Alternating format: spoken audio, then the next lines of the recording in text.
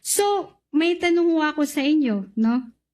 Kung yung pangalan ho ba, okay.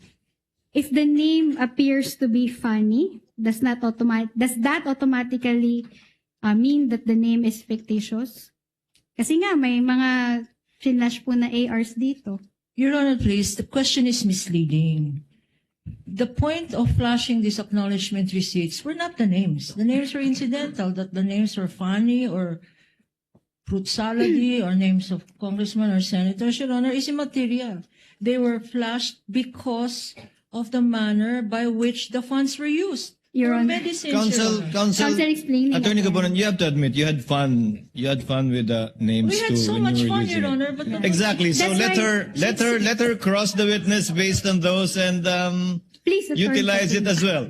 Yeah. Oh, so, ayun po. No, kung nakakatawa ho ba yung pangalan, automatic fictitious na yon.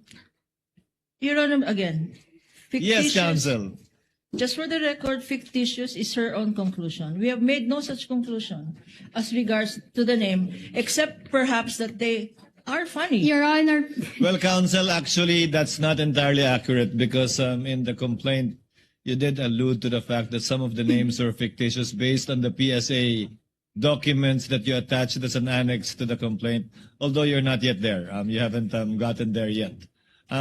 Please continue, Attorney Gusin. yes. Attorney Gabonan, give her share of fun with the names. I mean, May I be allowed, Your Honor, to sit down while she's having fun? yes, Your Honor? yes, Attorney Gabonan, you may do so. Attorney Gusin, please proceed. Okay, I will continue my question, Your Honor. No? If a name appears to be funny, does it mean it's fictitious?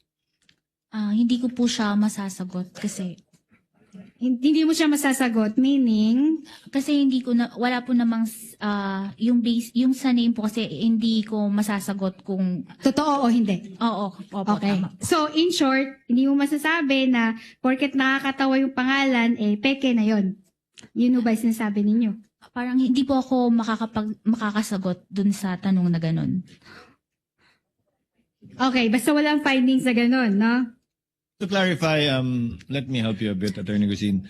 Wala kayong binanggit tungkol sa mga pangalang nakakatuwa o nakakatawa sa dalawang notice of disallowance, Eileen. Wala, di ba? Wala po. Wala rin sa anumang AOM binanggit yon, di ba? Wala din po. Kahit yung mga lugar kung saan binayaran, wala kayong binanggit sa AOM o sa notice of disallowance, ma'am. Opo, wala po. Okay, thank you. Please proceed, Yes. Attorney Gusin. Thank you, Your Honor.